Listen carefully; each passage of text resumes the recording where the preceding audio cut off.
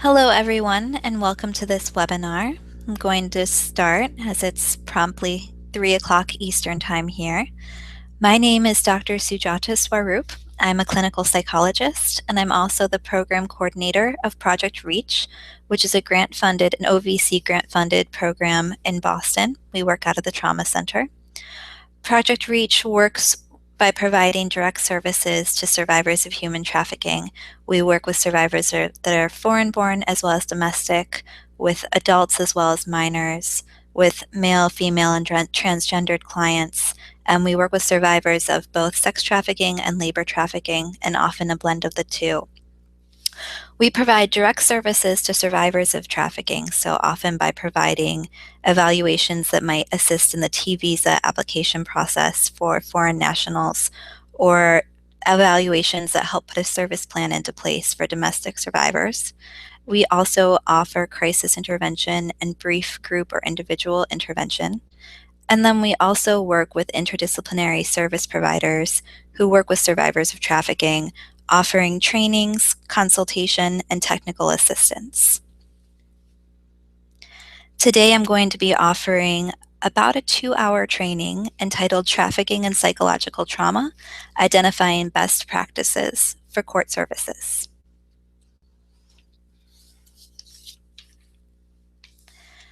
So I'm aware that many of the court service providers participating in today's webinar already have developed an awareness of the impact of trauma. This presentation, therefore, assumes knowledge in identifying and responding to PTSD reactions. We're going to instead get into conceptualizing survivors of CSEC and trafficking from a complex trauma perspective and plan for effective trauma-informed ways to respond and engage the survivor. I'm going to focus this presentation from the lens of court services, including law enforcement, judges, attorneys, and other general court services roles. During this presentation, I'm going to present an overview of complex trauma, including conceptualizing ways in which chronic victimization experiences affect and are affected by attachment, regulation, and culture and self-identity. Here, I will use a case example to contextualize how layers of trauma exposure, including neglect or sexual, physical, and emotional abuse, can lead to complex trauma reactions. Based on this understanding in the first part of the webinar, we will go on to identify best practices with respect to responding to survivors of CSEC and trafficking within the court system. This discussion will instead emphasize the need for a trauma-informed approach across broader networks of care.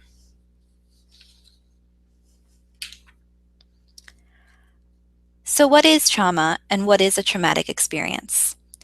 Macy defines trauma as overwhelming demands placed upon the physiological system that result in a profound felt sense of vulnerability and/or loss of control.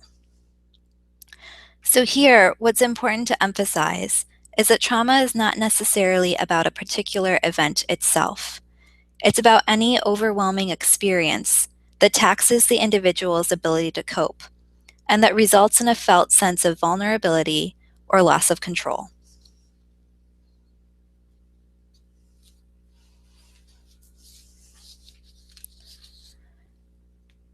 So when we say a person is impacted by trauma, what are we saying? What do we mean? Today we're going to look at some of the ways in which victim survivors are affected by trauma.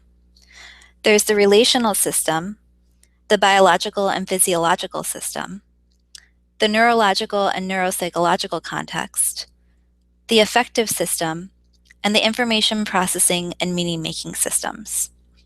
What's important to be thinking about here is that there's immediate reactions immediately after, say, an acute trauma experience, and then there's also long-term reactions, which particularly we see after layers of chronic trauma exposure or trauma that occurs through multiple developmental stages throughout the lifespan. We're going to break this down and think about it from larger divisions of attachment, including the relational, affective, and meaning-making systems, regulation, including biology, physiology, and neurology, and then cultural and individual context, which includes meaning making, self-identity, and sense of self.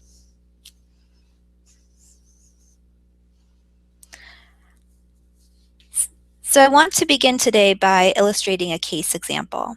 I want to ground what we're talking about in real life, a real life story, and lived experience to really understand what we're talking about, both in terms of underpinnings, such as the relational attachment piece, the neurology, biology, and physiology component, and self-identity and cultural identity, as well as in terms of trauma-informed response. So this case, who I'm going to entitle Rosa, is actually a compilation of several survivors' stories built into one and de-identified. We'll come back to this case several times throughout the day to incorporate it into our discussion. So let me tell you a little bit about Rosa. Rosa is a United States citizen. She was born in New York, and she described her early relationship with her mother as growing up in a home where there was much more yelling than talking. She described not feeling comfortable bringing issues to the attention of her mother because she often felt that she was punished for feeling unsafe or feeling vulnerable. She grew up in a single-parent household where her mother bore most of the stresses of providing for her financially and caregiving. Rosa also reported that beginning around the age of 2 or 3, she was chronically sexually abused by an uncle who was a chronic figure in the home. She reported not being able to talk with her mother about this sexual abuse perpetrated by her uncle, as she was afraid of her mother's response. She also reported that her mother was often physically abusive with her, so much so that neighbors often threatened to call the police on her mother for the way that she was treating Rosa.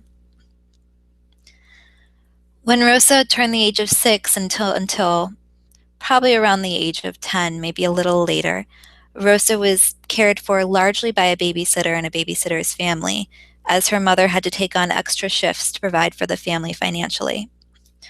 Rosa described meeting additional physical, emotional, and verbal abuse by her babysitter, as well as sexual abuse by her babysitter's partner. She also described chronic physical neglect in this babysitter's home and reported that often she would run away from this care.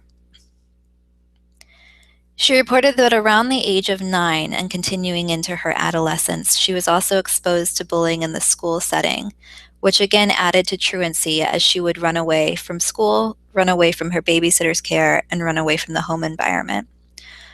Due to her chronic truancy, she was placed in group homes and felt that the exposure to bullying extended into this therapeutic setting.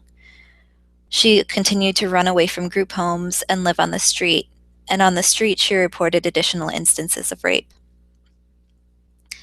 At the age of 17, Rosa reported engaging in her first romantic relationship, and she described extreme confusion in this relationship. She noted that her boyfriend said that he loved her, that he introduced her to his family and brought her into his home, and said that he wanted a different type of life with her, but she also noted chronic, significant physical abuse. She reported that after a particularly aggressive experience of physical abuse, she ran away from this boyfriend and returned to her life on the street. She reported that while living on the street, she continued to feel unsafe but felt that she had nowhere to go. And she noted that she would often go home with strange men in order to have a place to sleep.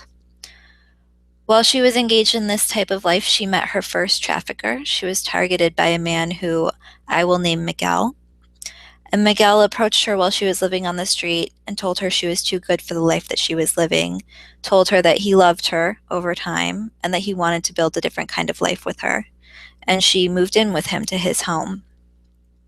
She reported that shortly after moving in with him, he also became physically abusive and began trafficking her.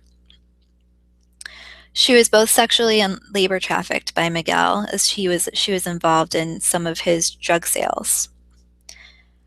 She reported continuing to see Miguel as a boyfriend figure rather than as a trafficker. She noted that less than a year after being with Miguel, she was told by him that she was being quote-unquote sold to another man who became her second trafficker. Because of Miguel's narrative around this sale, she believed that she was owned by her second trafficker. She described the second trafficker as particularly physically abusive and noted that she was often in fear of her own life. An attempt to flee from the second trafficker, Rosa fell in with a gang as she felt that the gang had more power and control and could keep her safe from her second trafficker. This gang also trafficked her, both in sex trafficking and again in labor through drug sales. So this is just a basic introduction to Rosa. I'd like you to hold her narrative in your mind as we get into the different contexts that we'll describe. And again, we'll come back to her case throughout the day. So let's begin with the relationalist system, attachment and organizing relationships.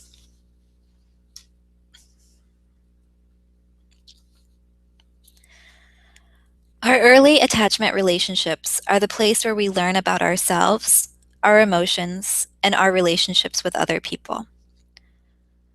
When there are disturbed attachment relationships, including cases of abuse, neglect, and other forms of trauma, all of that, our self-identity, how we manage our emotions, how we view ourselves in relationships, can get impacted. If you've ever seen the still face experiment, you know what happens when a child is not properly mirrored or attended by its caregiver. In the still face experiment, we see a video of a little child, perhaps a little boy, playing with his mother. He's sitting on her lap, he's babbling, he's talking to her, showing her his toys, and she's mirroring his expressions. She smiles when he smiles, she opens her mouth wide and her eyes wide when he does, and you can see that he's very engaged and enthralled with her responses. After some time passes, the experimenter instructs the mother to freeze her face, and she does this. The child does everything he can think of to get her back. He calls to her, he shows her more toys, he shrieks playfully, and when there's no response, you can see that he begins to feel distressed. He starts to whimper, he crawls into her lap, and tries to engage her, but she remains frozen. You can see his distress escalate.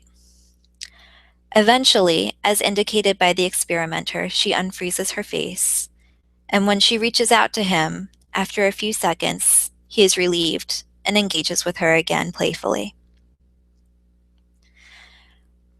Now imagine that that frozen face extends for a much longer period of time. Amplify that by the long term. Imagine what a child experiences with an emotionally unavailable caregiver, or with a substance abusing caregiver, with a caregiver who's preoccupied with his or her own trauma history, or for a child who lives within a home of physical, sexual, or verbal abuse. Think about how that child's sense of self, his or her emotional experience, and the relationships that he or she will eventually seek get impacted.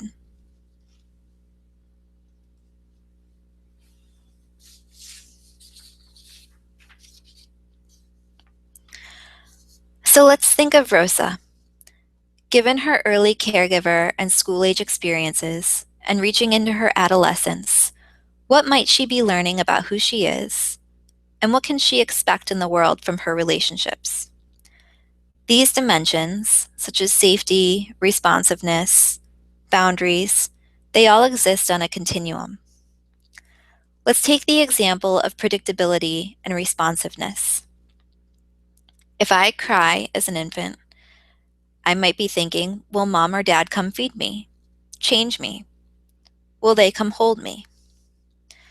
Later, as a toddler, if I fall and I run to my mother, will she pick me up and tell me I'm okay? Or in the case of Rosa, will my mother blame me, shame me, tell me that it's my fault? Think about this in terms of accuracy and sensitivity. We know that children who grow up in households with domestic violence or around parents with substance abuse or other dangerous situations, these children get very sensitive to identifying anger. They identify it more quickly than their same-aged peers, And over time, these children may interpret a reaction as anger when anger is not actually there. We call this a broken radar and sense that attunement is off in relationships. Let's also take the example of boundaries, which may develop as porous or rigid in the instance of chronic trauma. The individual over time may attach to anyone equally without any need for establishing trust, and this can be just as dangerous or unsafe as a child who attaches to no one. There's often the case where a child or an adolescent might flip-flop between the two, sometimes attaching to anyone without needing any trust at all, and sometimes attaching to no one. Think about how this translates to relational interactions later in life. Think about some particularly difficult survivors that you have sat with and what it feels like when they're sitting with you.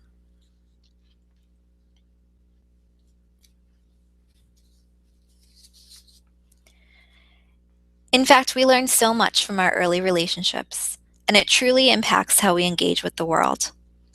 Let's go back to Rosa. She internalized the message, I'm lower than trash, the world is unsafe, and I have no control. She also stated, I need relationships, but relationships are the places I get hurt. Think about what the effects may have been for her in the following domains: her sense of fear or comfort, her ability for self-soothing and tolerance for arousal, her sense of worthiness, or how she felt with regard to the safety of emotional and behavioral expression. Think about how this may have left her vulnerable to being targeted for domestic minor sex trafficking.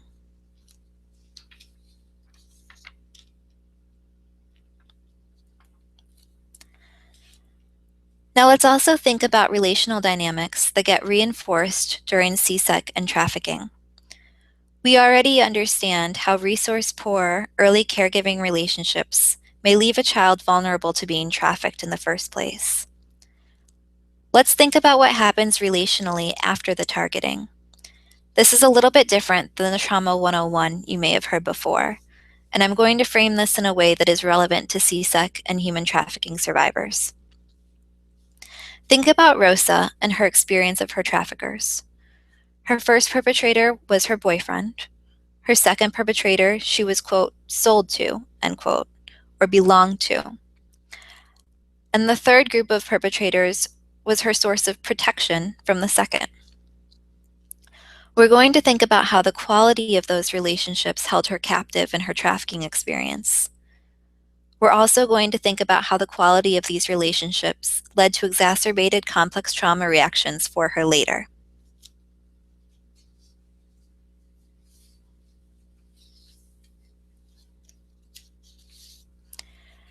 In thinking about transnational versus domestic trafficking, foreign national victims are often targeted while trying to improve their life in some physical way. There is most often a history of needs of being under-resourced in a physical or material manner. When this is the case, though of course it's not always, victim survivors are often seen as more amenable to engaging in services once a connection is built with providers. Typically, domestic victim survivors come across as much more rejecting of services from providers trying to help them. This actually translates into one of the biggest struggles in working with survivors of DMST. These victim survivors can be particularly difficult to engage. Most often, they are escaping abusive home environments, and while basic needs may have been lacking, the need for love or affection was the most prominent. Traffickers are often able to find ways to fill that void in confusing ways, such as Rosa's abusive boyfriend. And it leaves victim survivors with difficulties of identifying as the victim of CSEC or trafficking. It also leaves them with conflicting loyalties and trust issues, among other concerns.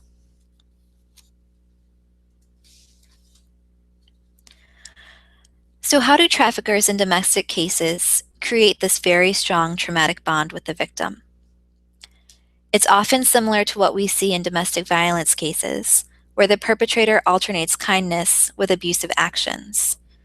However, with trafficking or CSEC, there's also the overlay of reaping financial benefits and exploitation. But something like this alternation of kindness with abusive action is what we see in traffickers as well. They can be very kind and engaging, and then become quickly abusive, and continue to vacillate back and forth. It creates an attachment that is very difficult to break. The victim doesn't see his or her boyfriend, girlfriend, caregiver, boss as trafficker, and therefore does not self-identify as victim. This can be seen with a young woman that I'll call Angela. She was a young teenager whose parents had substance abuse issues and there was domestic violence in the home. Because of this, Angela was not able to have a solid relationship with either of her caregivers. In junior high, she described being most worried about fitting in among friends, being seen, and not being beat up. In her words, the worry was about being cool enough to have friends and a boyfriend. One day when she was at the mall with a bunch of same-age peers, an older man briefly reached out to her with kindness and attention and gave her his phone number. She reported that the encounter could not have been more than 2 minutes long. She noted that she later called him, and he asked her a lot of questions, such as what bands she liked, and demonstrated interest in her desire to be a musician. A few phone calls later, he casually dropped that he knew people in the music industry. And over a short amount of time, the relationship developed and she ran away with him. He lured her into sex trafficking, but she didn't see herself as a victim. And despite his quick shift into saying that she had to work the streets in the meantime, she was strongly allied with him against the rest of the world and against any service providers.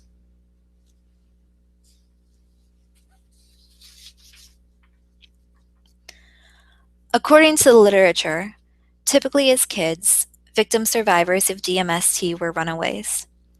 They may have had deprivation of physical or financial needs, but even more likely they experienced emotional deprivation, like Angela, or like Rosa. And so they're seeking out relationships that they can't find at home. Unfortunately, once they make it outside, terrible things often happen to them. Research on runaway youth indicates that youth on the streets are intercepted by some type of perpetrator within 24 hours. Yet the relationship with the trafficker was developed to fill an emotional need. The trafficker, while exploitative and likely abusive, also voluntarily fulfilled that deprivation that the victim experienced at home or on the street. That is what becomes the powerful bond. Again, be thinking about the relational layers here. The trauma history or under-resourced history that leads to increased chance of being targeted for further victimization. These layers lead to complex trauma reactions that transcend PTSD symptoms. We have to be thinking about all of this for our framework of response that we'll talk about later.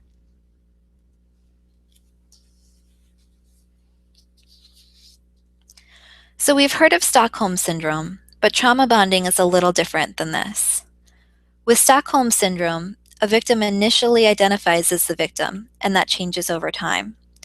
But in trauma bonding, the victim never initially identified as a victim.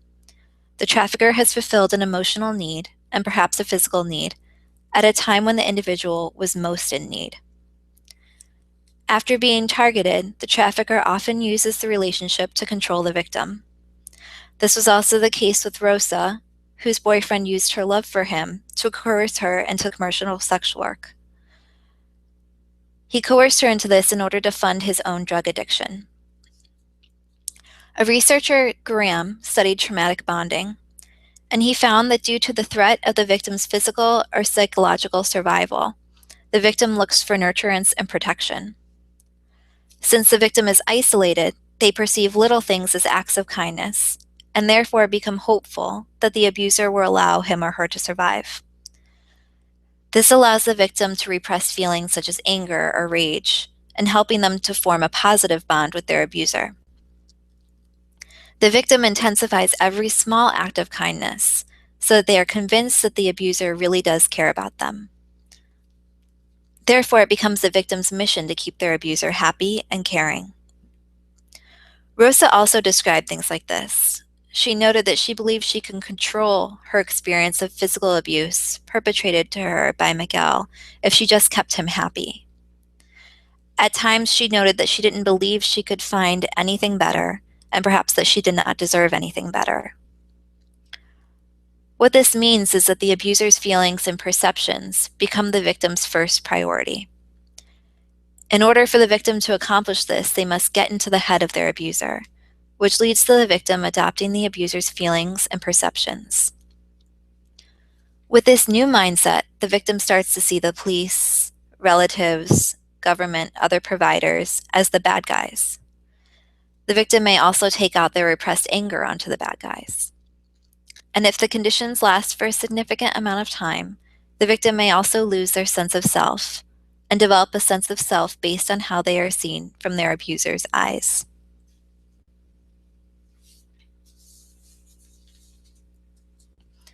So given that, how can these relationship dynamics and trauma bonding, on top of multiple layers of earlier relational trauma or neglect, impact the trafficking process? Think about exit and reentry based on a person's lived experience and perception of self, other, and world. Relational patterns that get established, such as how one sees oneself, one's self-worth, what a person thinks that they can expect or deserve in a relationship, changes with trauma, as do methods of coping to survive a trauma. For instance, we often see substance abuse or self-injury come into play. These new relational patterns and maladaptive coping increase likelihood of ongoing or continuing trauma. Think of Rosa, who was re-trafficked a few times before getting out. We also need to keep in mind that escape from a trafficking situation does not necessarily mean escape from all danger. Often victims remain vulnerable in some way, given low resources or access to care. By the time they are discovered by law enforcement officials, victims often have experienced multiple chronic traumatizations and may still be experiencing trauma, so they're not necessarily in this post-traumatic state.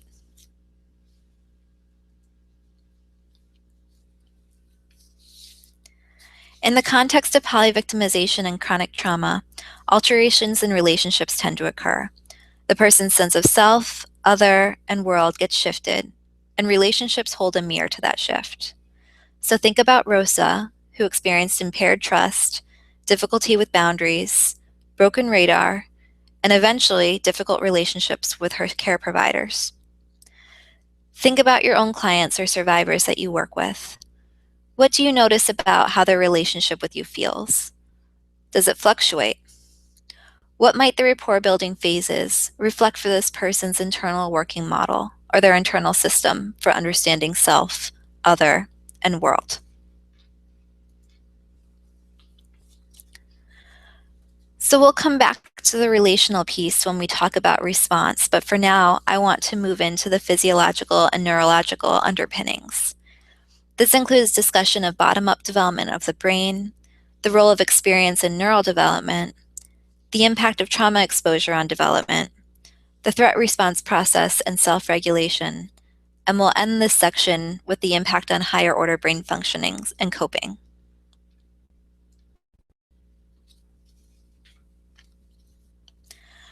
So the human brain is an amazing and complex organ. It allows us to act, feel, laugh, speak, create, and love. The brain mediates all of the qualities of humanity, good and bad.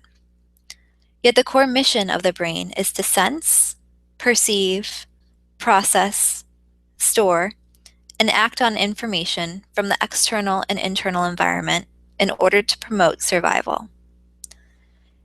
In order to do this, the human brain has evolved into an efficient and logical organization structure. The brain has bottom-up organization. The bottom regions, such as the brainstem and the midbrain, control the most simple functions, such as respiration, heart rate, and blood pressure regulation, while the top areas, such as the limbic system and the cortex, control more complex functions, such as thinking and regulating emotion.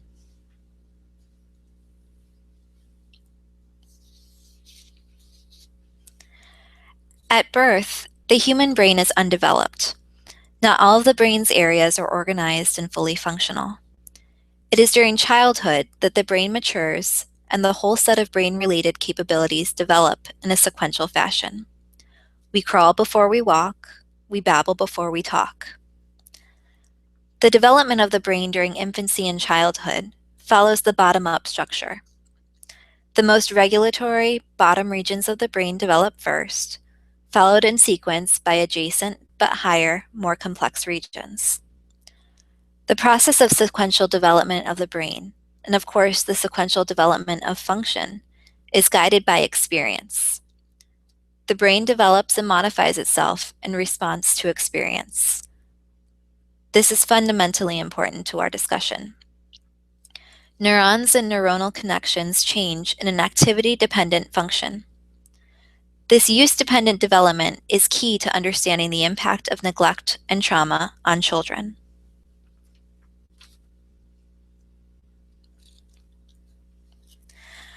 So the brain develops by forming connections. Even though a baby is born with 100 billion brain cells, the connections between these cells form over time. These connections, called neural pathways, are like the wiring in a house or highways that connect one part of the brain to the other. Experience, especially interaction with early caregivers, determines the growth and pattern of brain development, including connections that form the basis for thoughts, feelings, and behaviors. It is through relationships with caregivers that children develop the brain connections that make it possible for them to trust, to regulate their own emotions, and to love other people.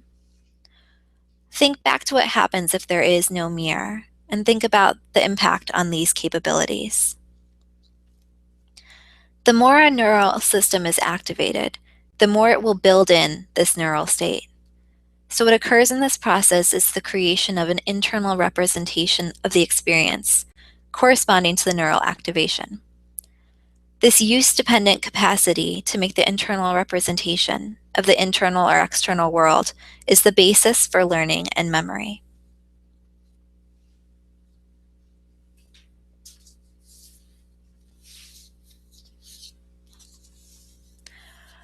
We are going to be talking about several topics regarding the impact of trauma on biological symptoms, namely the ways that exposure to trauma affects the brain development and other biological systems, including what we know from research on brain structure and function, as well as the overall nervous system. What I want to highlight up front is that brain plasticity, or the brain's ability to change and form new connections, happens in response to both positive and negative environmental influences. So while this means that childhood trauma can negatively impact the brain and body, we also know that interventions can have an impact in this regard and lead to positive outcomes. This is something that we'll come back to in our response section.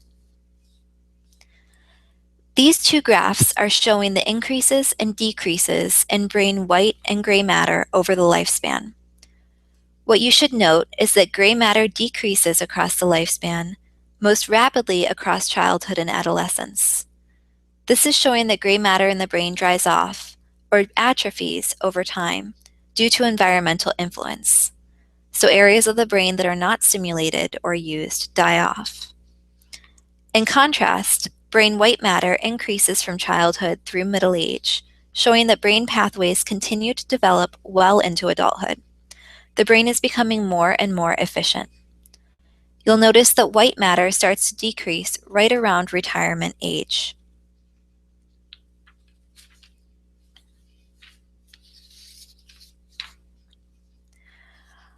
So let's relate this back to Rosa again. With optimal experiences, or good enough experiences, the brain develops healthy, flexible, and diverse capabilities. When there is disruption of timing, intensity, quality, or quantity of normal development experiences, however, there may be a devastating impact on neurodevelopment, and thereby function. For millions of abused and neglected children, the nature of their experiences adversely influences the development of their brains. During the traumatic experience, these children's brains are in a state of fear-related activation. This activation of key neural systems in the brain leads to adaptive changes in emotional, behavioral, and cognitive functioning to promote survival. Yet persisting or chronic activation of this adaptive fear response can result in the maladaptive persistence of a fear state. This activation causes hypervigilance, increased muscle tone, a focus on threat-related cues that are typically nonverbal. It increases anxiety and behavioral impulsivity, all of which are of course adaptive during a threatening event, and yet become maladaptive when they remain once an immediate threat has passed.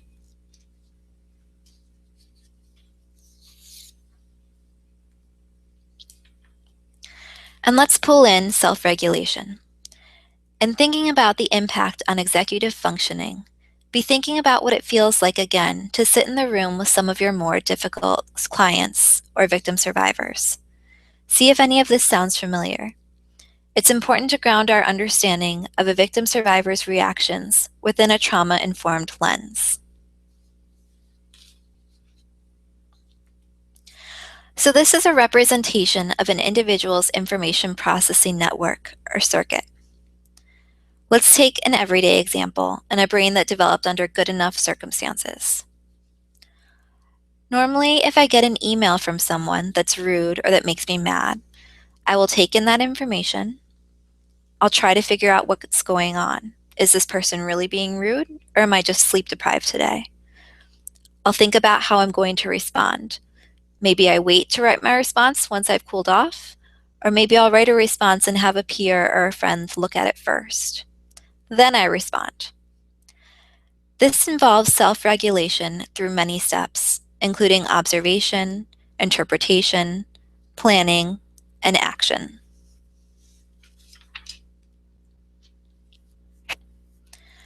Among trauma-impacted individuals, their brains have learned that they don't have time to evaluate. In order to stay safe, they have to act quickly. This is like if you cross the street at the wrong time and there's a truck coming at you.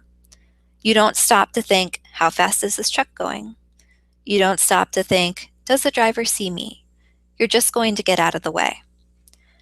This response is adaptive in that it promotes in-the-moment survival. It's important to notice, however, that here the prefrontal cortex and the areas for executive functioning are taken offline. Instead, it's the limbic system that's in gear, and this is reactive rather than reflective.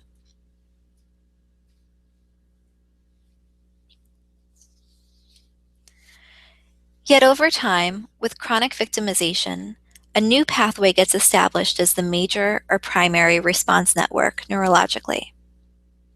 This express route becomes automatic. So when a threat is detected by the nervous system, the sympathetic division is activated, leading to a mobilization of the fight, flight, freeze, or submit response. Let's bring this back to our case example. This is similar to what happens for Rosa over time, so that later in life when she sat with me or when she was interviewed by law enforcement, she felt that she was in danger and reacted accordingly. With chronic trauma or polyvictimization, danger signals become generalized, so that even neutral environmental cues, if they have some association with the traumatic event, are responded to as if they're dangerous. Due to the interpersonal nature of trauma, oftentimes danger cues are specific to relationships. So a person might interpret anger where there is none, or react to neutral social cues as hostile. Again, given this understanding, the second half of this webinar is going to look at how we might best respond when a victim survivor is reacting. This slide is a pictorial representation of everything I've just talked about for those who do better with visuals than with words. For those of us that have a good enough experience, we're able to stay within our executive functioning. We're able to plan, inhibit any impulsivity, and regulate. However, for those of us that get exposed to chronic trauma exposures, we tend to live in a state of dysregulation. or we're not in that window of tolerance that feels comfortable, but rather we're either hypo-aroused, living it really below where we feel comfortable, or hyper-aroused, feeling really jacked up and above what feels comfortable. When we're out of that window of tolerance and either hypo or hyper aroused, behaviors manifest in attempt for coping, and oftentimes these behaviors might end up being maladaptive.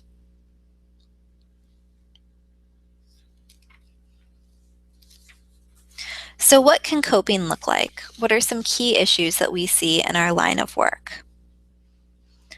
So understanding the psychological effects of polyvictimization and complex trauma seen in C-Sec and trafficking victim survivors. When a survivor walks into our office, what might we see? We might see reactions considered difficult or resistant that are really related to dysregulation. For example, there's the victim who runs away from services and possibly back to her perpetrator or his perpetrator. There's also the example of a survivor who has drug addiction, who will need stabilization, who will need an established network of care, and for the providers to think of a hierarchy of needs before establishing trust, etc. There's also the example of someone who takes on a very adolescent attitude with providers, someone who thinks, I know more than all of you in this room. When we can take a step back and see this as a shield for survival and safety, rather than seeing it as a troubled or defiant presentation, we're able to respond from a much more effective manner.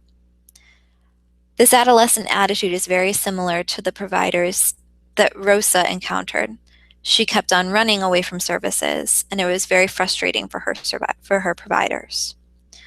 When we think about these coping skills and these key issues that are actually maladaptive and hurt service provision, we can take a step back and see that they actually relate to complex trauma reactions, such as problems regulating emotions, problems with dissociation, somatic reactions, or difficulties with self-perception, someone who feels very shamed or feels a lot of guilt, and that might interfere with help-seeking or telling one's story.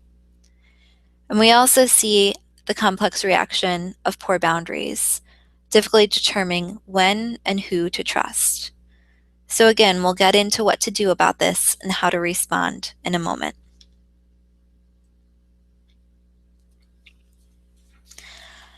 The last area that I want to get into today, and I'll gloss over it because I believe this is an area that's largely understood, is the idea of self-identity and culture and how these get impacted by trauma. The main issue here is thinking about, from an individual and cultural context, how distress is experienced and distressed from person to person.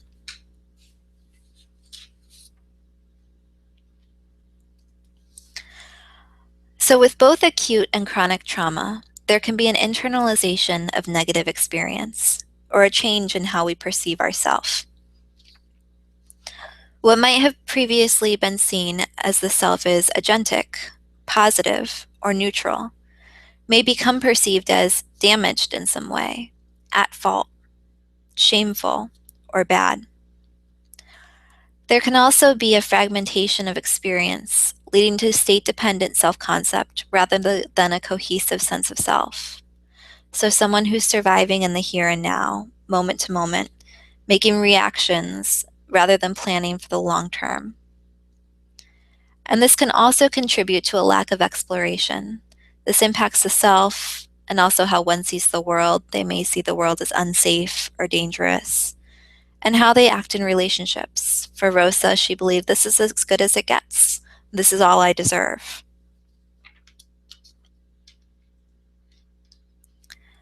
So what gets impacted includes self-identity, meaning making of other and of the world, perception of experiences, and of course executive functioning and regulation capacities. We see that both internal reflection and meaning making, as well as external reflection and goal-directed behavior, are impacted by trauma.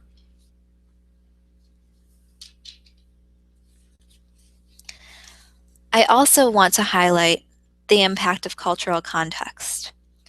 What we've learned in the field is that the basic physiological response is the same, or that it's culturally invariant.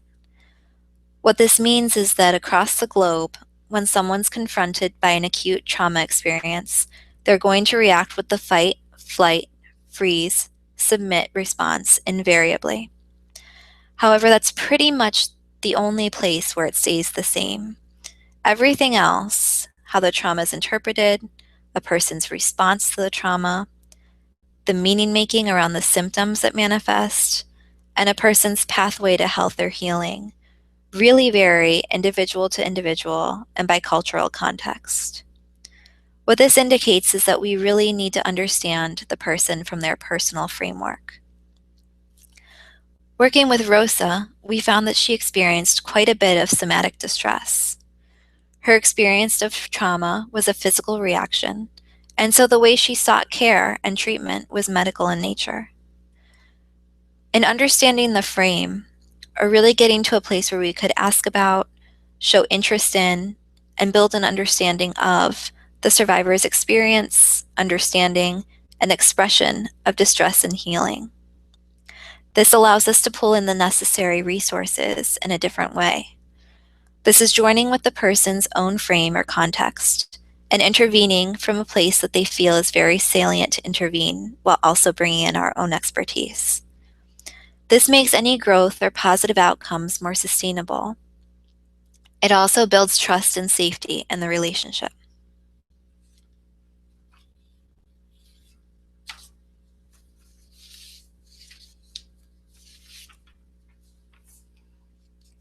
So to summarize this section on systems impacted by trauma, I want to bring it back again to Rosa and consider how her view of herself, others, and the world has been impacted greatly by her experience of trauma.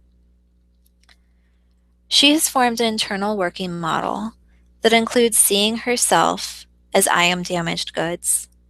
She described low self-esteem and several symptoms of depression. Her internal working model also included her relationships to others. She noted, I want to be close to people, but people have always and will always hurt me. I cannot expect anything different. She had formed a hostile attribution bias, or the tendency to feel that hostility was there or expect hostility in relationships where there really was none.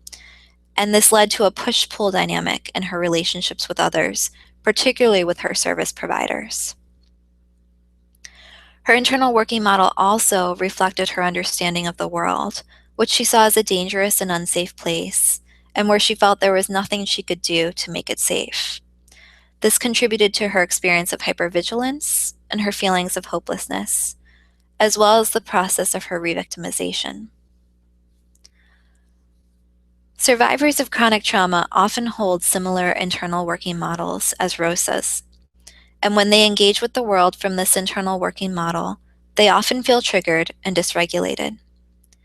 We see manifestations of such dysregulation across 6 main domains with regard to complex trauma, and this includes affect, consciousness, relationships, systems of meaning, self-identity, and somatic symptoms.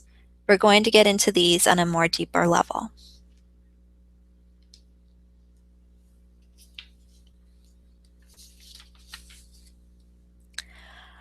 So now let's move on into the second part of this webinar, recognizing and responding to trauma in survivors of CSEC and trafficking. I will get into each of those 6 core complex trauma domains and on a little bit of a deeper context. As I look into each complex trauma reaction, the focus should be on how to respond when someone is reacting. Think about what you might see. This is how the victim is responding. Think about why the victim survivor may be reacting in this way. This is understanding from a trauma-informed perspective. And from this standpoint, we can think about the ways we might respond without using the power of the badge or the power associated with our own positions per se.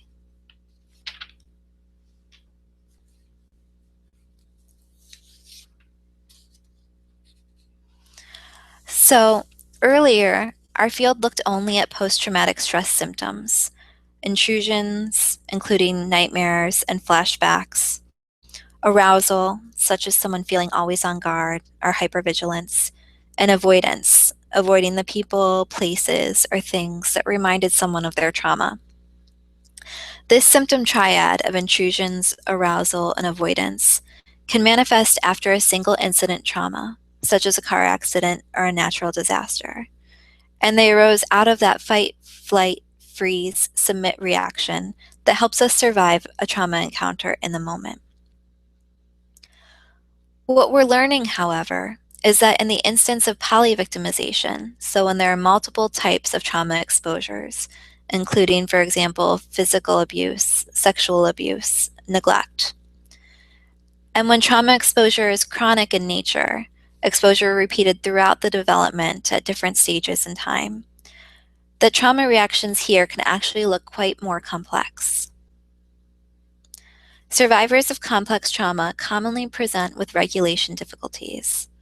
And again, this tendency for dysregulation is evidenced in these 6 core domains. I'm going to walk through them with the example of Rosa again and the difficulties she's had. So first, alterations in emotional regulation. For Rosa, this was seen in her having a hard time with emotions in general. She reported having intense anger, followed by intense depression, and strong experiences of anxiety. And she noted that she might vacillate quickly between these states at a moment's notice. It made it very confusing for her to be able to identify and understand what she was experiencing moment by moment. And that translated to it being very difficult for her service providers to interact with her. The second domain is alterations in consciousness. So we all dissociate to some extent. If you've ever noticed when you're driving down the highway that you're at exit 7 and then all of a sudden you're at exit 14 and you haven't noticed the exits in the interim, we tend to zone out or have this highway hypnosis. But with trauma, dissociation can be more intense. It can be taken to a different level where someone literally detaches from their body. So this is a coping mechanism that Rosa described using often, where she could detach from her mental processes or from her body completely. She noted that this began early during her experiences of sexual abuse and rape, where in order to not think about what was going on in the moment, she would instead look up to the point where the wall met the ceiling and stare at that one little spot.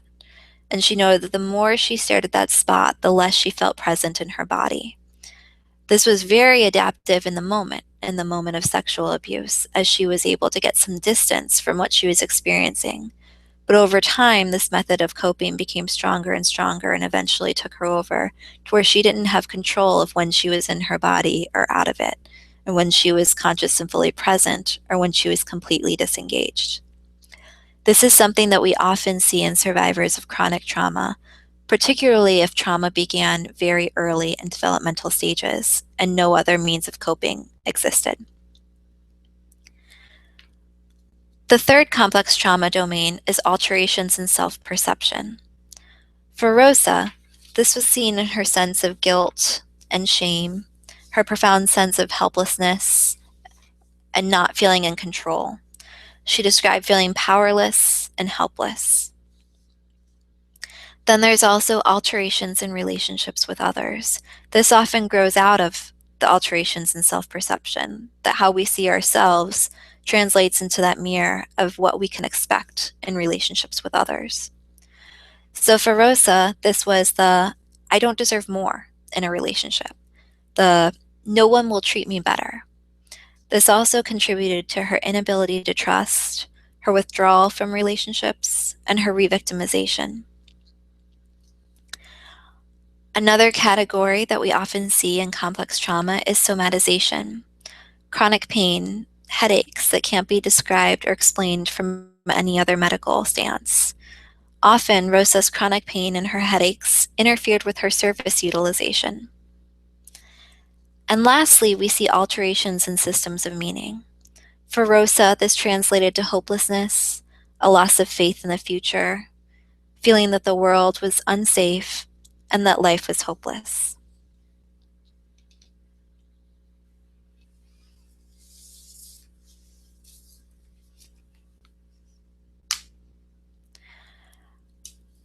So I'm going to take these complex trauma reactions and I'm going to break them down.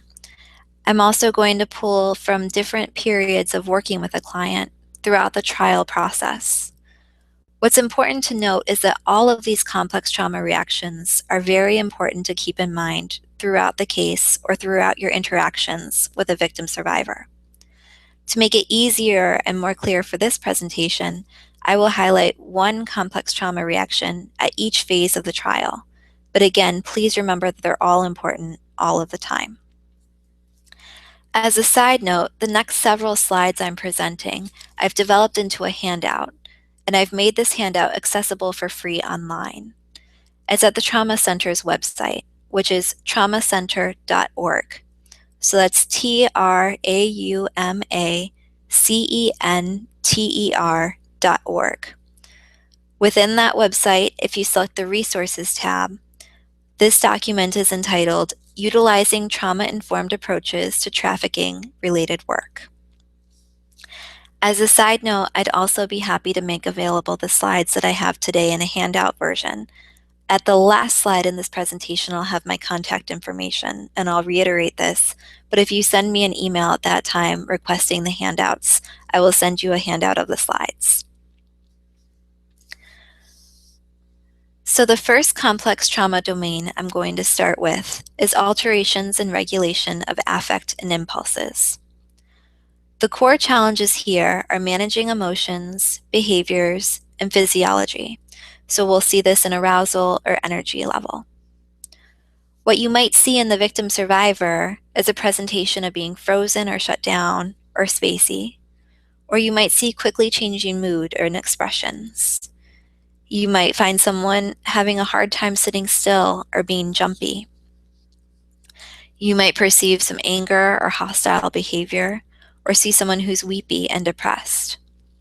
You might also be sitting with someone who's very reactive to other people's statements and might misread or respond strongly. I'm going to use a brief case example from an initial encounter and use Lena. So Lena is sitting with the lead prosecutor in her case. In reviewing the content of her affidavit, she appears disengaged, as if she's not paying attention. Then she suddenly jumps up and says, "You're not listening to me," and bursts into tears. When the prosecutor tries to speak with her, Lena appears frozen and shut down and fails to respond. So this is tough, right? This feels really reactionary in the moment. It might feel out of left field, or it might feel purposefully difficult. But when instead we take a step back and recall the impact of trauma on relationships, on regulation, and on identity, we can empower ourselves to respond differently from a different frame. It's important to keep in mind that if the victim survivor appears shut down or disconnected, that this may be a sign that the person is overwhelmed.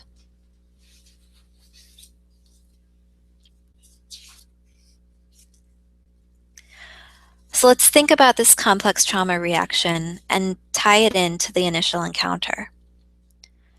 During the initial contact, a victim is likely to be in shock. Immediate interviews can lead to increased trauma responses later. It might be more helpful to initially focus on getting to a safer environment and meeting some basic needs, like allowing a person to sleep if needed, and then set up the interview when the person is no longer in this biochemical survival state. This may also contribute to relationship building and trust later. So with this victim, Lena, consider how some of her immediate needs, such as perhaps having no place to stay, having no clothes, or basic necessities, any medical concerns she may have, any addiction issues, might impact this process at this phase. Think about how it could impact her emotions, such as fear, shock, and think about how any substance abuse or addiction would also exacerbate this difficulty in regulating. It's also important to consider our assumptions on presentation, on how someone might be coming across. There's this triad for neglected kids that we say that kids who have been neglected often lie, steal, or manipulate. These are really pejorative terms for survival skills that meet need fulfillment. So the big question at this phase is, how do you figure out how to get your needs met when the assumption is the world is unsafe or abusive? This is from the standpoint of the victim survivor. It's important here to honor what the victim has learned to do to survive and to be able to meet them where they're at. One survivor likened this to me as, I grew up in a fishbowl of piranhas. How do you expect me to maintain anything in a fishbowl full of goldfish? And it made sense. She was reacting to her providers as if they were piranhas, because that was what she knew. She knew how to keep herself safe in the fishbowl of piranhas. Around goldfish, she had absolutely no idea what to do. There was no predictability, and this triggered a bunch of dysregulation components in her. So here it's important to focus on immediate needs while understanding the shock and fear that might come up. Focus on the fact that the victim might not know what's going to happen next, and help them know what to expect step by step as is possible.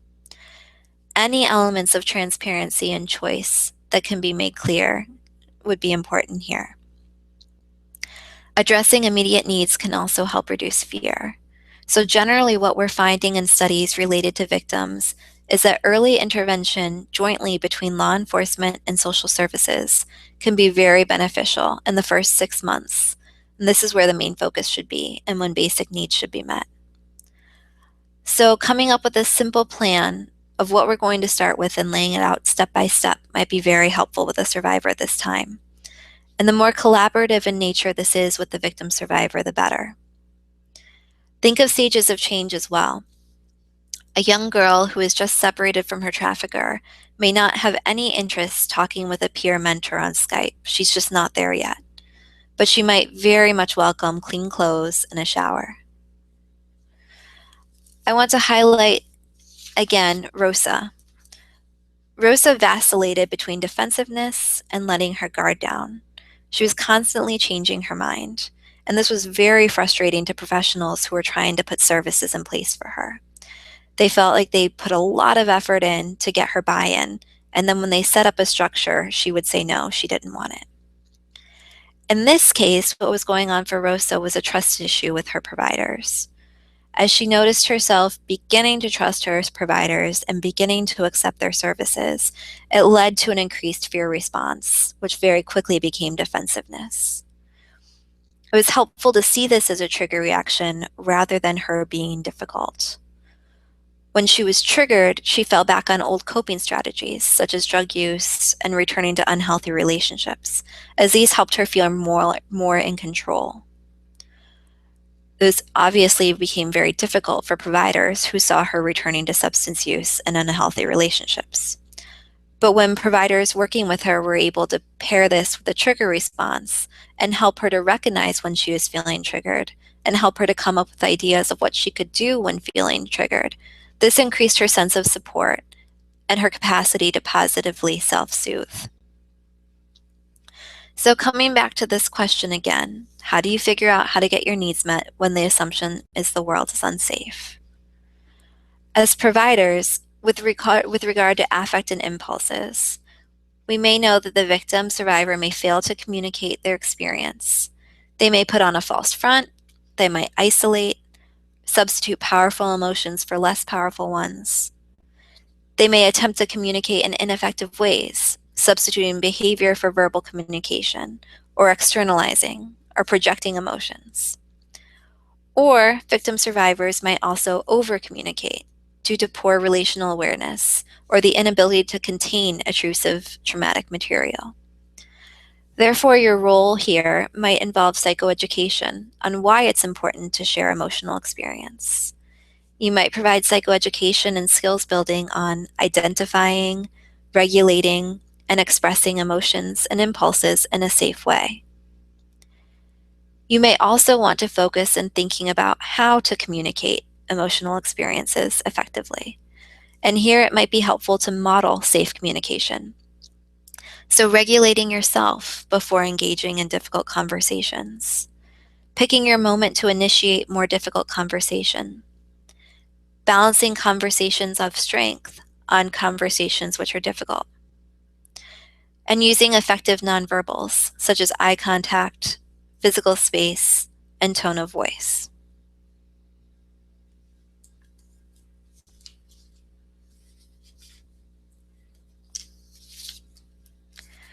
So this brings me to our second core impact area, alterations in relationships with others. Meaning what's impacted here is the individual's ability to form safe, trusting relationships with other people. You might see this in vulnerability to ongoing victimization in a relationship, or for instance, returning to a previously identified trafficker.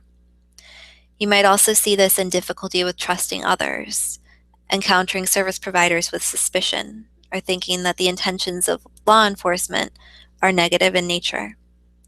Because of this, a victim survivor might pull back from offered services, not attend meetings or support groups.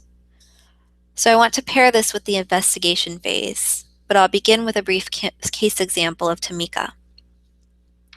Tamika is a 16-year-old girl who has been living with a single foster mother since she was identified as a victim of sex trafficking. The foster mother contacts the police one day after Tamika has been missing for several days, stating that she has found email messages suggesting that Tamika has returned to her trafficker.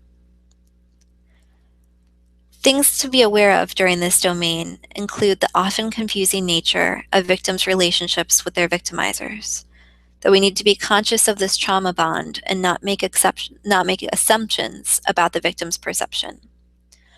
So what's equally important is not to take it personally if a victim survivor appears distrustful of us or runs back to her perpetrator, and that we can't expect someone who's been victimized to feel safe or trust new people.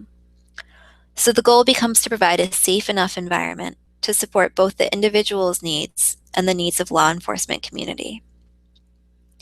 It may be important to provide opportunities for control and empowerment, such as offering choice about meeting times if possible, or where to sit in the room, or about the pacing of the interview process. And also to be aware of safety features in the meeting. So again, is the area well lit? Is there ready access to an exit? Does the victim survivor have a choice of sitting with his or her back to the wall versus the door if that is a preference? The physical environment can support or detract from felt sense of safety.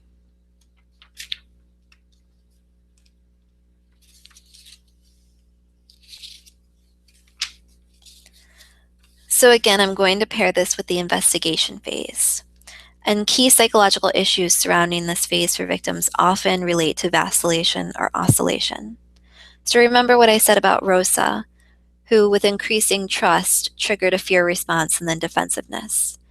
This certainly plays a part, so watch for emotional dysregulation and support self-soothing and healthy coping, while gradually building trust and safety, power and control, and the safe relationship.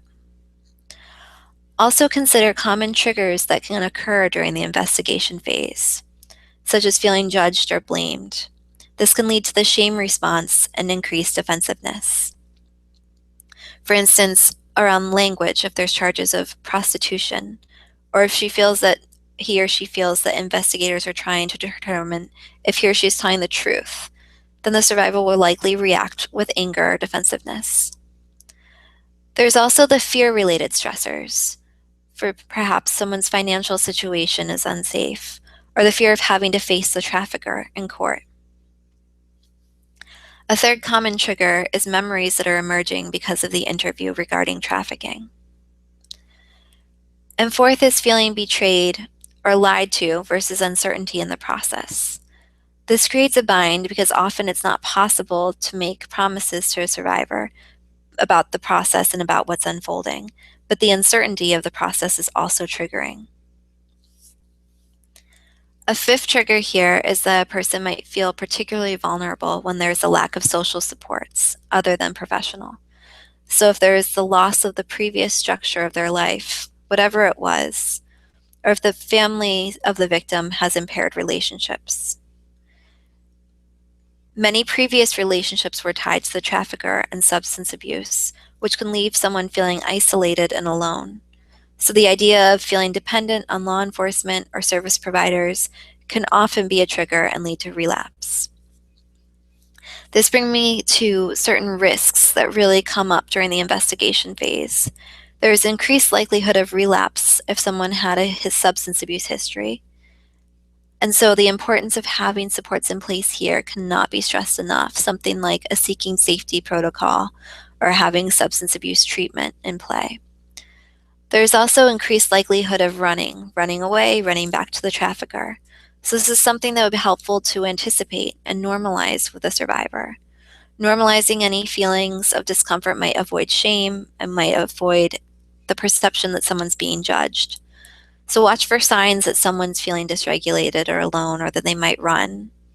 Signs such as absences or often making phone calls. It's important to have conversations around this and make it normal for them. So again, the greater concept here is how trauma shapes people's experience of the world and other. We might see conflicting loyalties at this stage, including identity and connection with the trafficker. Again, remember that this is the person who's looking to fulfill a need. The trafficker had fulfilled the need of emotional connection, and the emotional needs help someone avoid danger. Even if it's not safe, it was predictable, and the person knows how to survive it. So a push-pull in relationships with service providers at this point is exactly what you might expect, given the ambivalent bond that got put into place with the trafficker.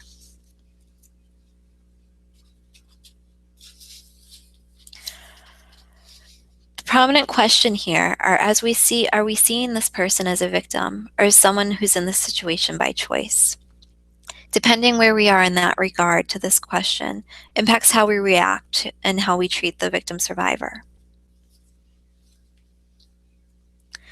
So again, in thinking about this greater concept of how trauma shapes a victim's experience of world and other, as the provider, as law enforcement, you may observe the victim survivor's interpersonal functioning. That may be really helpful at this stage, including how does the individual handle one-on-one interactions? How do they handle group interactions? What distinctions are there in their interactions across different types of people? Do they act differently among authority figures versus peers? How does this person handle conflict with others? You may help other service providers working with the victim survivor, in this case, to expect the relational back and forth, the relational push and pull, and find ways to work through such push and pull with the victim survivor. Again, expect this due to trauma bonding. I want to go back and review the literature with trauma bonding again because I think it's really important here. That a person being vulnerable to trafficking and having those relational needs, the main lure into the trafficking was the relational need. So that's why trauma bonding is so prominent in these cases. The trafficker created a situation where the victim was strongly attached, showering them with positive attention or gifts for a short span, followed by a very considerable amount of psychological and physical coercion, or acts of deprivation and violence, perhaps physical or sexual, verbal or emotional abuse. Therefore, sometimes the victim survivor feels like they need this in the trafficker because they've needed them before, and other times they'll experience intense fear. So this back and forth to the trafficker and this back and forth in the relationship then mirrored with you is exactly what someone should expect because of the trauma bonding. It's a very ambivalent bond. Therefore, the importance here is not to pull back, not to get frustrated, not to disengage, and not to take it personally, but to continue giving space for a trusting relationship, to continue to hold the frame of, I see that this is how you're reacting. I get that perhaps you're responding this way because of underlying trauma, and I'm here and I can be a solid relationship. Meet them on the plane of trust, of safety, of power and control, and think of ways to build a trusting relationship with a victim despite the strong trauma bond.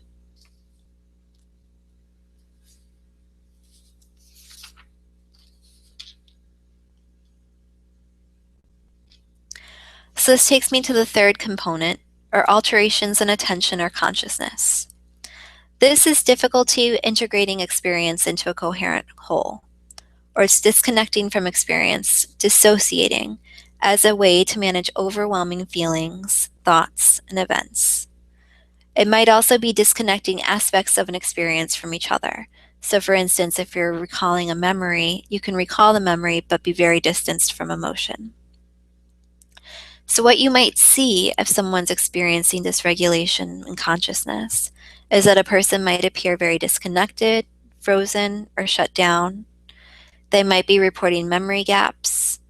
You might notice some slight changes in verbal narratives or the story from meeting to meeting, or you might encounter someone who doesn't remember something that they previously had described in detail. Another manifestation of dissociation is presentation that changes from meeting to meeting. So one day sitting with a victim survivor, you might see them as very calm and you might feel very connected. And then the next time you have a meeting with them, it might feel very different. And then there's also the presentation where the emotional nature does not match the content of the narrative. So someone might be recalling a very distressing narrative, but appear very checked out or numb, or feel very emotional when they're reporting on something that seems very neutral in nature. I'm going to pair this with the prosecution preparation stage, but first I want to give a brief case example to illustrate this. I'm going to talk about Nicole. So Nicole is having her third meeting with a police investigator who's gathering evidence related to her case. She has described her experience twice, but this time when asked to give further details, she states repeatedly that she does not remember and is unable to confirm details she had previously reported. Her sentences are disjointed and brief, and she looks spacey with minimal eye contact. So here, some things to keep in mind are checking in to make sure the victim survivor is hearing and understanding your statements. Written information may be particularly helpful for clients who are struggling to process information verbally. Again, switching gears and accessing a different area of the brain can be very helpful. Be aware also that changes in memory do not necessarily indicate falsehood or storytelling, but might be evidence of a trauma response and the need for regulation in the moment. So try to hold interviews or other key conversations at a time when the victim survivor feels most regulated, that they're feeling safe or an environment where they feel comfortable. This minimizes dysregulation and minimizes, therefore, disconnection. It may also be helpful to offer the individual access to self-soothing materials or breaks to support their capacity to remain present.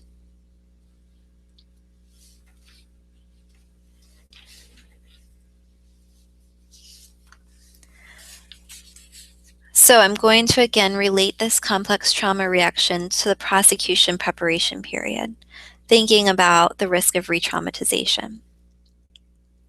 So in addition to the risk of re-traumatization by relapse or running back to the trafficker that we had just mentioned before, we also need to think about the possibility of re-traumatization throughout the legal process.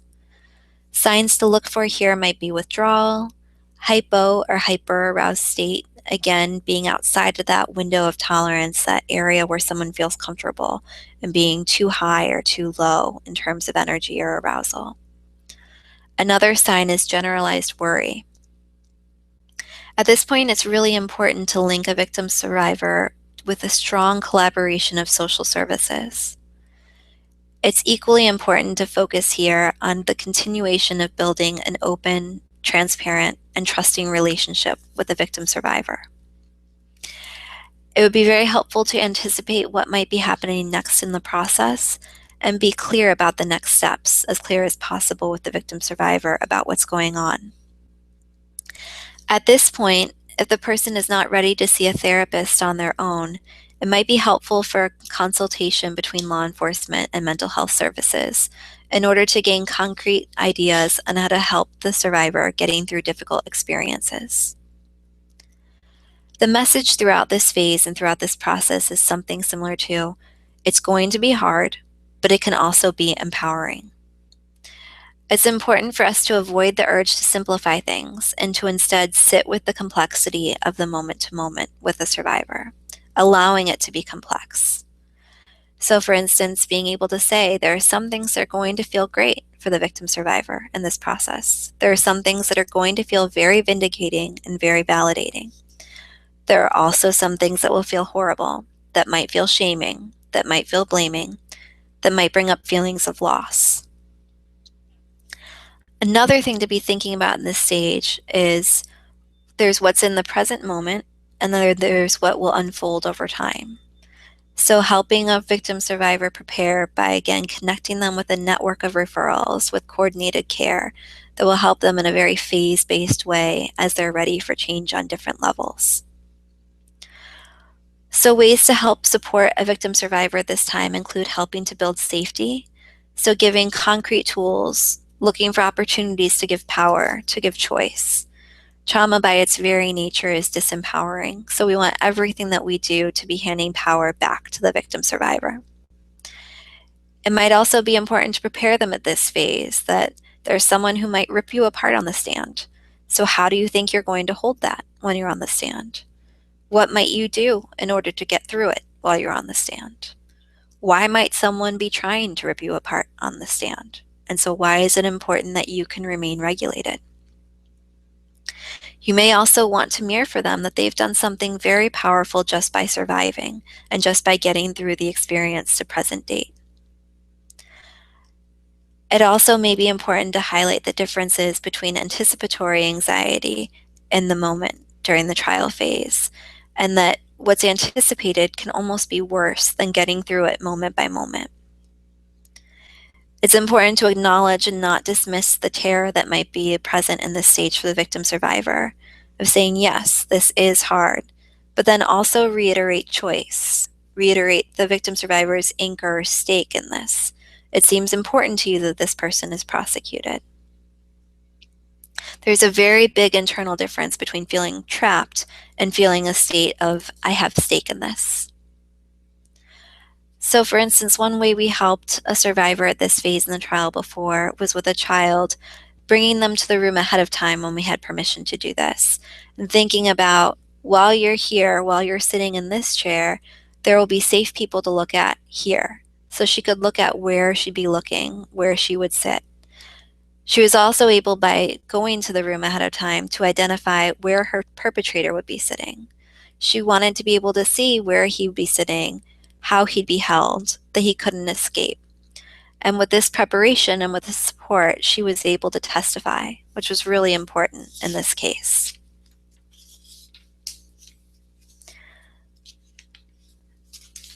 So again, as law enforcement, as a service provider, be aware that part of your role will be to support regulation throughout this process.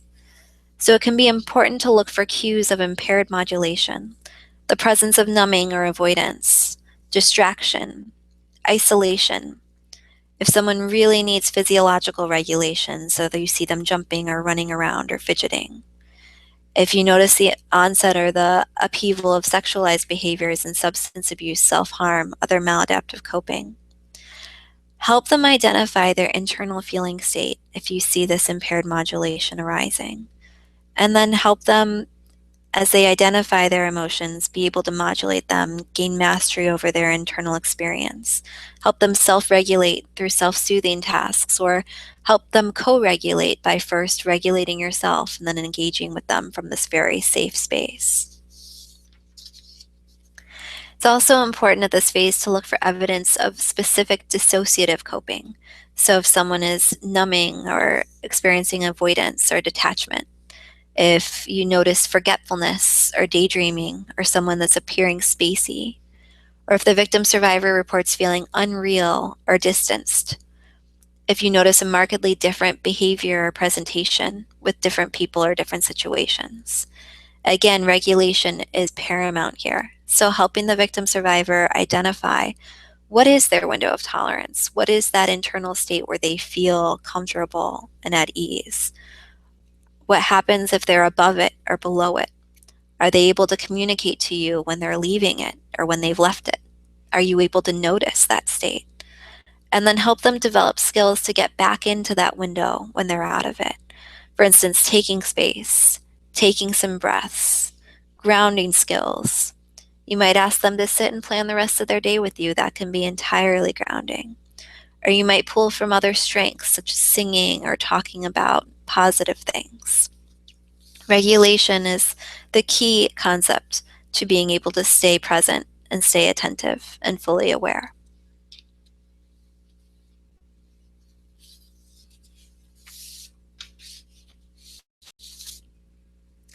So this brings me to the fourth domain, alterations in self-perception, or ways experiences affect how a person views him or herself. So this might include a sense of capability or guilt, senses of responsibility. issues of power and control, and self-worth. So what you might see are strong feelings of guilt or shame, or you might see someone professing responsibility for something in which the reporter appears to have been the victim. You might see symptoms of helplessness, or a person feeling overwhelmed by even small tasks.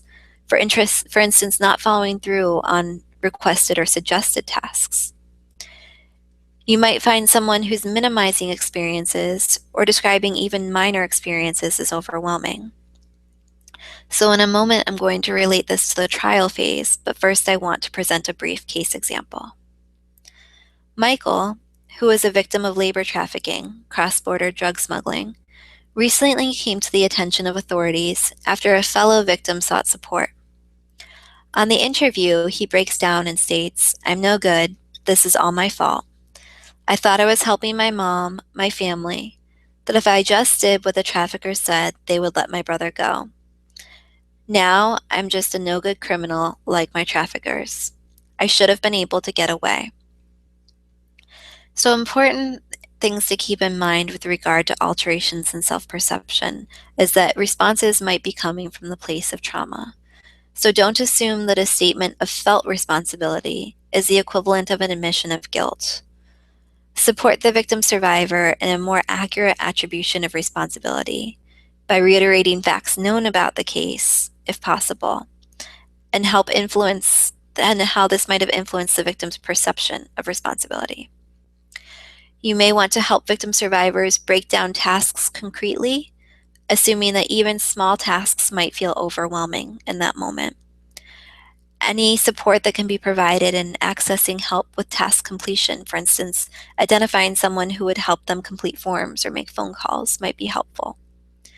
And focus on the facts of the experiences rather than getting caught up in the individual's emotions or lack thereof, or perceptions of the event before making determinations about criminality.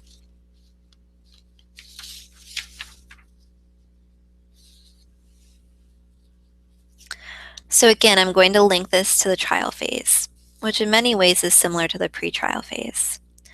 This is a time again when having a therapist might be helpful and coming up with some coping skills that a victim survivor can use while being cross-examined.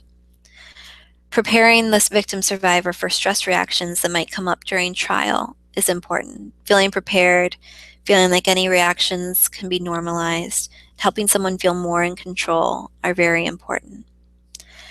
Again, you might have someone shutting down during trial, having that difficulty with regulation of consciousness.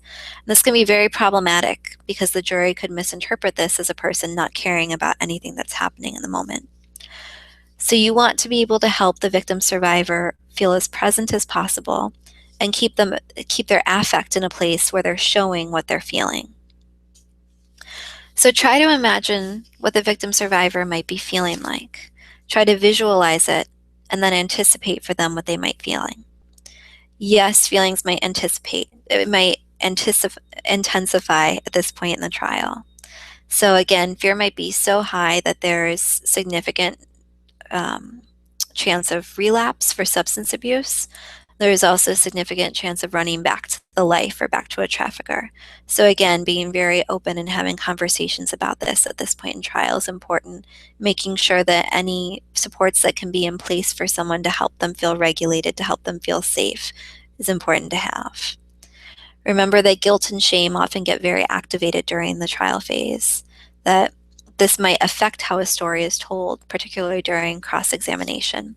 So anticipate this with the survivor and normalize and provide support. Here again, services like seeking safety or peer mentoring, having a therapy or consultation might support the process. So due to the impact of affect dysregulation and physiological dysregulation with trauma, a key challenge at this point is that you really don't know what you're going to get when someone sits during a trial.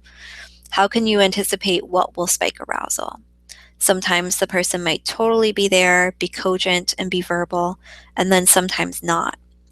But the important thing to keep in mind is that this means something, that something triggered them. So think about ways that you can support this person while also managing your own expectations. At the same time, begin preparing them for long-term effects. So if a trafficker is not found guilty, be thinking about with the survivor what they can control versus what they can't. And how does it feel that someone took the time with them to bring this person to trial in the first place? Also, if the trafficker is sentenced, there's a possibility of mixed feelings for the survivor. They may have some experiences of guilt or loss of identity. So preparing for this can be really important. The core issue again here is the relationship between the self-narrative and self-identity. So as law enforcement or service providers, part of your role may include working with the survivor on their narrative and their sense of self. An area of focus here might be on internal resources and external supports. So as far as internal resources, helping to continue to build a more positive identity, helping to continue to build a coherent sense of self, helping to build problem-solving skills and conflict resolution skills, helping someone become more in touch with their values. This is very important as this leads to being in touch with goals, which can lead to a future orientation rather than living in that survival moment by moment place that they might have before. And another very key internal resource is helping someone experience their leisure time and experiences of joy, play. Then the other piece of this is the external supports, making sure that the victim survivor has access to a support system of providers. This can be started by having a peer mentor at this phase, if not earlier. This is especially important when a survivor's family system or caregiving system is not fully intact. It's also important to build access to community supports and resources. It's vitally important to ensure safety in the environment. And then any tie to any religious, spiritual, or cultural belief expression can be very important in this phase as well. Or not even in this phase, but in regards to this complex trauma reaction. So we're working on building a sense of humanity, a sense of safety, a sense of trust, a sense of power and control.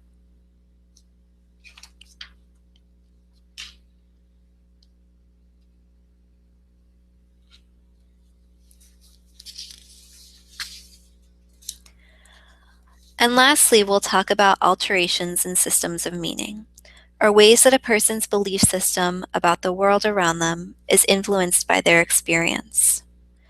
So what you might see is dismissing the utility of following through on criminal prosecution, or not believing that anyone can make a difference or keep them safe. You might see extreme religiosity or denial of previous held beliefs. And I'm going to tie this complex trauma reaction to the post-trial phase. First, though, I'll begin with a brief case example of Olga to illustrate this complex trauma reaction. So Olga, a victim of sex trafficking, describes chronic feelings of hopelessness and helplessness. She is unable to follow through with recommendations and strategies suggested by her providers due to her belief that nothing will ever change. She also describes having felt disconnected from her religious community since her relocation to the United States. She notes that even small efforts feel impossible on her own. Her providers begin to feel frustrated with Olga as she is not able to comply with the majority of recommendations. Her providers begin to feel that they are putting more effort into the case than Olga is able to match. So some important things to keep in mind with regard to the trauma's impact on systems of meaning is that as providers and as law enforcement, we can hold the belief in positive outcomes for the victim survivor, while also reflecting the understanding of their described viewpoint and validating it. So we can meet them where they're at, while also acknowledging the possibilities for alternate outcomes. If victim survivors dismiss that, don't feel like this is about their belief in you or your skill as a provider versus their belief in the impossibility of justice for themselves. If spirituality or religiosity or some other cultural frame is a source of support for the victim survivor, work with a trauma-informed community that matches this belief system for the client. Look to connect them with resources across these backgrounds.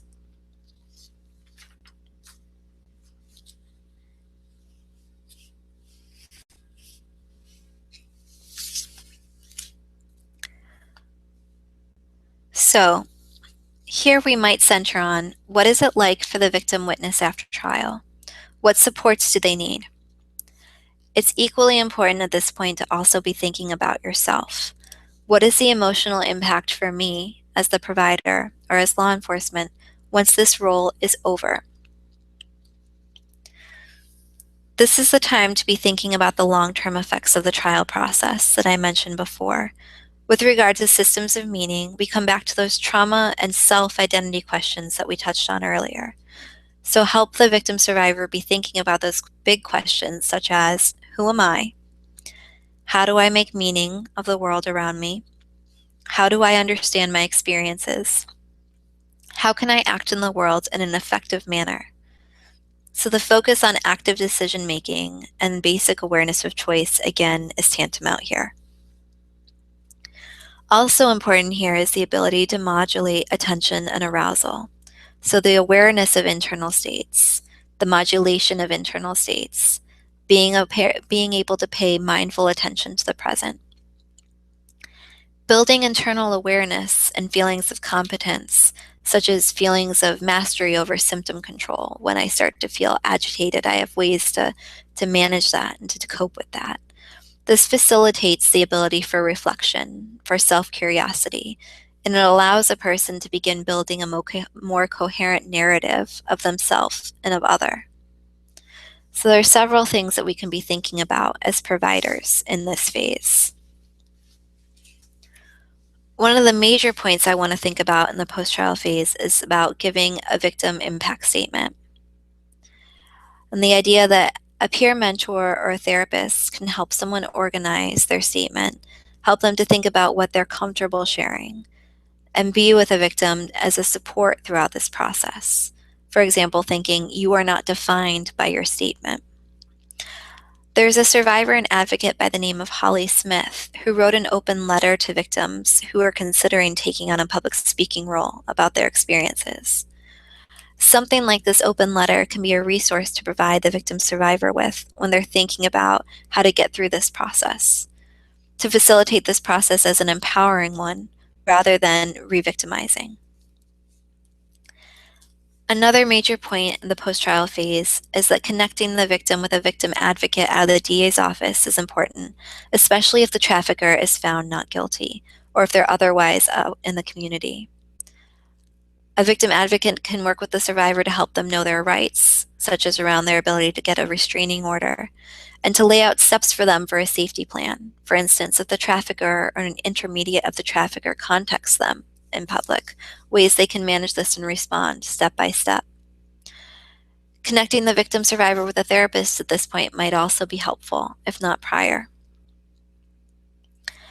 A third point that I want to bring up is the interdisciplinary network of coordinated care. So working with the victim collaboratively, affirming choice and affirming power across systems, having a network of referrals that are all trauma-informed to work with this client. Be thinking about what it's like for this victim witness after the trial, that this is not the end of the story for them. What do they need? How do they build a new life? What supports do they need? Supports such as in areas of ongoing substance abuse or parenting classes, protection from traffickers, access to a safe and stable living environment to continue to heal, access to specialized mental health services, increased social supports, peer-to-peer supports, educational or employment readiness. The importance here is of sustainable and long-term support that is collaborative in nature across systems and that is paced to meet the survivor where they're at based on their needs in the moment and their readiness for change in the moment. It's also important to be thinking about your own role as a professional once the trial is over. What's the emotional impact on you? Be thinking of things such as vicarious trauma and the importance of self-care.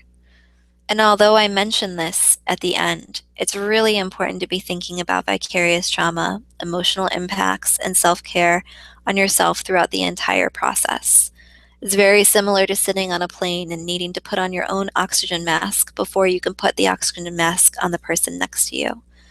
If, as providers, we're not meeting with the victim survivor from a very regulated space, from a space where we can step back and see the impact of trauma dynamics and respond in a trauma-informed way, then we're going to be very less effective. So taking care of you throughout the process cannot be emphasized enough.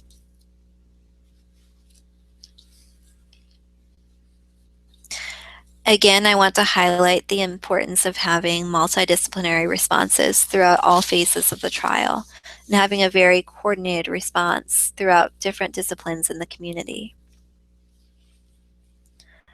So things to be thinking about in terms of effective networking is, once you've identified a referral of trauma-informed resources, who will take the lead in finding resources and collaborating throughout the case and communicating throughout the case? How will the different players or the different referral sources interact throughout the case? How can you increase collaboration throughout your work? And what role do you play in making the collaboration work? And this is a slide that I just wanted to include to highlight that any number of collaborations can exist. This ties back to what we've talked about in terms of cultural context and individual context, and meeting someone where they're at and looking at their distress and their pathway of health and healing from their own frame and meeting them there. So interventions should be tailored case by case. There's also an importance of communication and collaboration among service providers, working together through the lens of an all-encompassing, individualized action plan. So again, think of coordinating across agencies to address basic needs and safety, shelter and housing, mental health services, legal services, any necessary substance abuse treatment, educational planning and support, employment planning, skills building, etc. This ends the presentation for today. I want to thank you all for the past hour and 45 minutes that you've given me. I hope that this was very helpful in thinking of ways in which different key systems are impacted by trauma, and therefore ways that we can appropriately respond to clients when they're reacting in a traumatized manner. My contact information is listed on this slide. If you have any questions or concerns, please do feel free to email me. Again, the handout that I prepared on the different complex trauma reactions through different phases of trial is free and accessible online on the Trauma Center website. And again, if you have any need for a set of slides that were presented today, please feel free to email me and I can email you back with the handouts. Again, thank you very much for your time, and thank you.